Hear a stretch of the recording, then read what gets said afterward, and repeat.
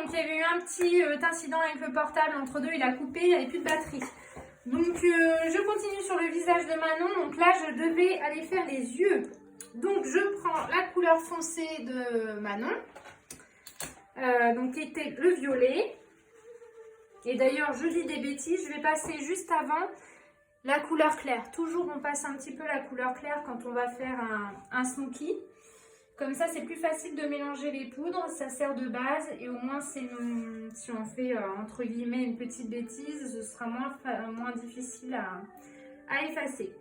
Donc voilà, donc là, je mets ma couleur vraiment neutre sur toute la paupière mobile. Et je vais en mettre un petit peu en dessous. Vas-y, tu peux ouvrir les yeux.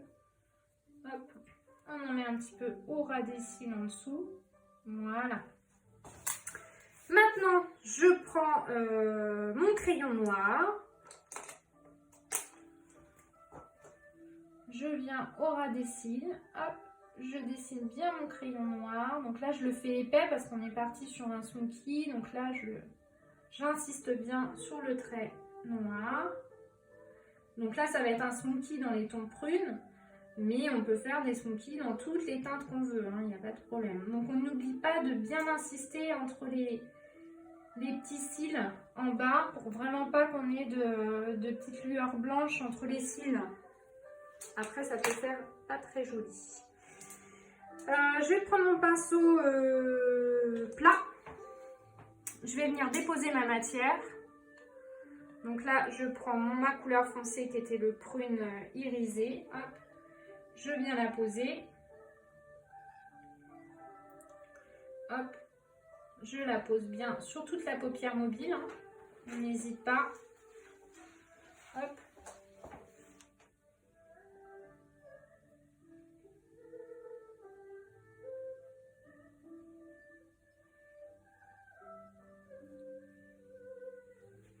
Si on veut que ça tienne encore mieux les fards à paupières, on n'hésite pas à mettre du primer en dessous. Il y en a aussi chez Zao.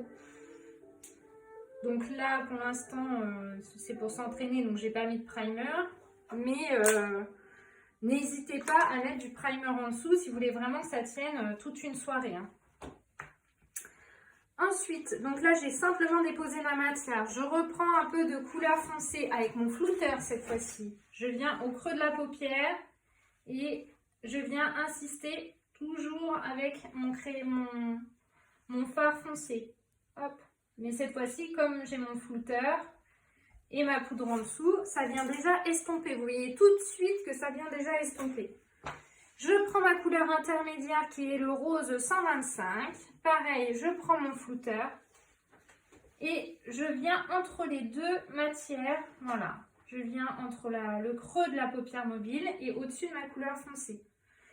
Donc si vous voulez agrandir les yeux, on peut encore monter avec la couleur foncée. Là, je vais voir ce que ça donne. Si j'ai encore besoin de monter pour agrandir les yeux, je vais encore monter avec ma couleur foncée.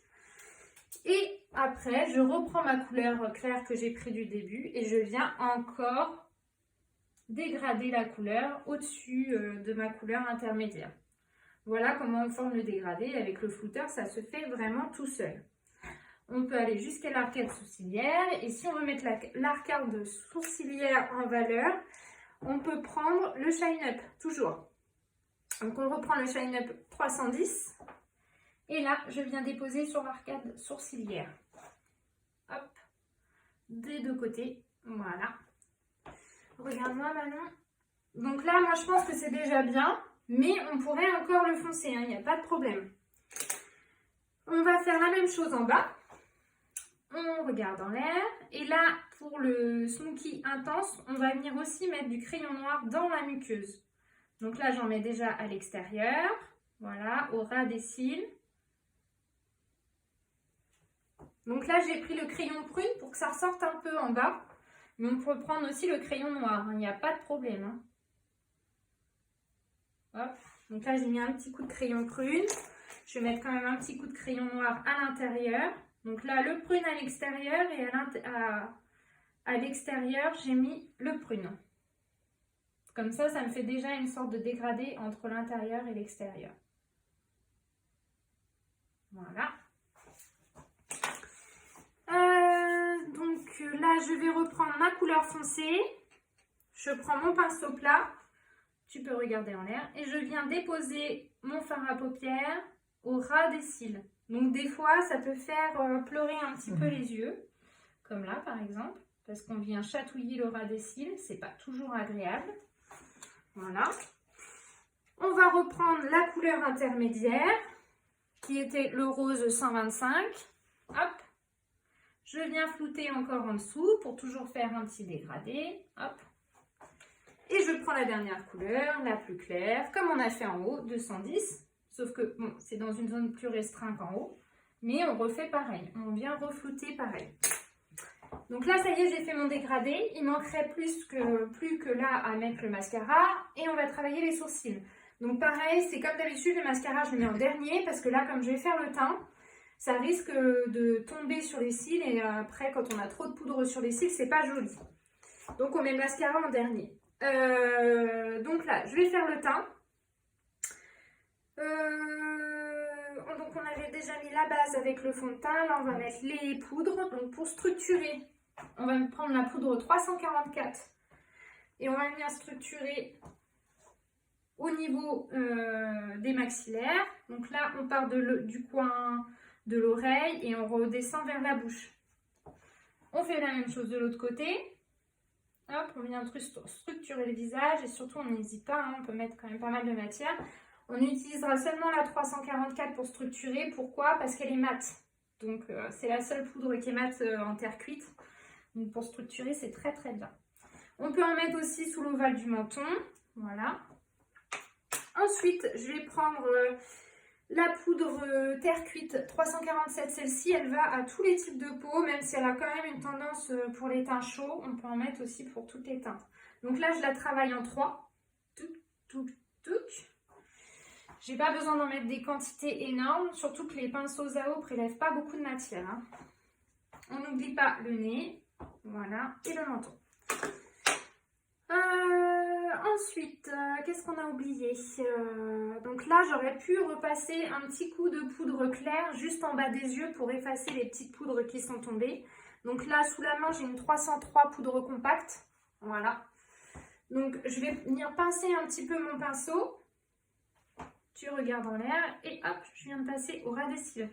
Comme ça, je viens pincer un petit peu mon pinceau et j'élimine un petit peu les traces de poudre qui ont pu tomber. Voilà. Ensuite, on va travailler les sourcils. Donc pour les sourcils, pareil, comme d'habitude, on reprend le pinceau biseauté. Je prends ma couleur moyenne cette fois-ci parce que Manon, elle est déjà des cils foncés et elle est brune. Donc on va déjà venir travailler avec la couleur foncée. Donc c'est la 261 pour les sourcils. Hop. Donc on vient bien à la base. Et après on prend la couleur foncée, donc c'est la 263. Et on vient étirer la matière jusqu'au bout des sourcils. Hop. Voilà, et on étire bien jusqu'au bout. Pareil, on vient estomper ce qu'on a fait.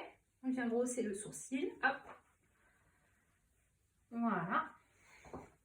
On estompe toujours ce qu'on fait, hein, pour avoir un rendu vraiment naturel. Le plus naturel possible.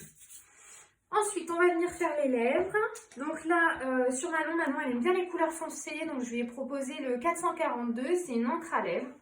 Donc la encre à lèvres, c'est entre le gloss et le rouge à lèvres. C'est-à-dire que ça a une tenue parfaite. Ça matifie les lèvres, par contre.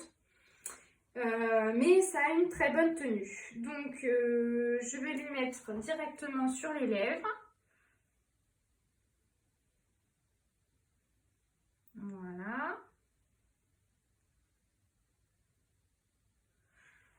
Donc il faut faire attention, c'est une matière qui sèche quand même assez rapidement. Hein, donc il faut la travailler quand même assez rapidement. On essaye de bien faire les lèvres. Donc là, je ne veux pas vous faire des vidéos trop longues, donc j'évite de travailler les yeux et les lèvres, mais sinon, dans un autre tuto, il faut vraiment que je vous montre le travail des lèvres que l'on peut faire pour agrandir les lèvres ou au contraire les diminuer. Je sais, je le dis dans toutes les vidéos, mais je vais finir par le faire. Hop. Vous voyez, là, j'aurais dû prendre le temps quand même de mettre un contour des lèvres, un crayon pour bien délimiter ses lèvres. Donc en remontant avec votre pinceau mousse là de l'encre à lèvres, vous allez faire une bouche quand même pulpeuse. Si vous descendez toujours avec votre bâton comme ça, vous allez faire une bouche descendante. Et du coup, c'est pas très très joli. Donc il faut bien penser à remonter les traits toujours.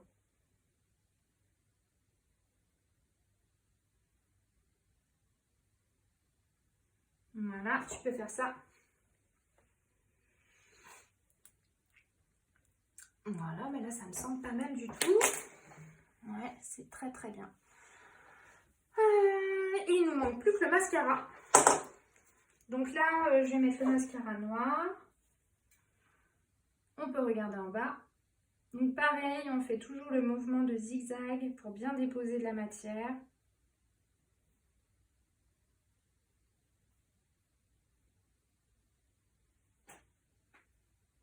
Hop, on va faire votre œil. Donc le mouvement de zigzag, ça permet de déposer la matière et en même temps d'enlever les paquets. Et ça nous permet d'aller au ras des cils. Souvent, on n'arrive pas à aller vraiment au ras des cils. Voilà, on attend juste un petit peu le temps que ça sèche pour que je puisse poser un petit peu de mascara en bas. Et après, le maquillage sera terminé. Donc, n'hésitez pas surtout à commenter les vidéos, à me demander ce que c'est comme produit, à me redemander des tutos, il n'y a pas de problème. Je suis là et je vous écoute. On va regarder en l'air. Hop. Donc là, je suis désolée, la vidéo de Manon sera en 2 étapes du coup, mais n'hésitez pas à regarder les 2 vidéos. Ça donne vraiment un schéma complet. À la limite, pour les 2 vidéos, je vais vous faire une vidéo teint et une vidéo smoky. Comme ça, vous aurez vraiment le détail des 2. Hop, je regarde. Il y a juste le coin de l'œil qui a pleuré un petit peu. On va l'effacer avec un petit mouchoir. Voilà, c'est fait. Ce qu'on peut rajouter aussi, ce qu'on n'a pas fait, c'est le petit shine up au coin des yeux. C'est juste le petit point de lumière qu'on peut mettre sur un smoky. Voilà. On peut en mettre aussi au-dessus du cœur de la lèvre, le cœur de Cupidon. On peut en mettre aussi ici parce que c'est une petite zone d'ombre. Au-dessus de l'arcade sourcilière. Voilà. Et on peut mettre aussi ici en petite touche. Voilà. Le shine up, on peut le mettre aussi sur le dessus du blush. Hop, juste en dessous. Voilà, en toute petite touche. Voilà, c'est terminé. Bisous les filles!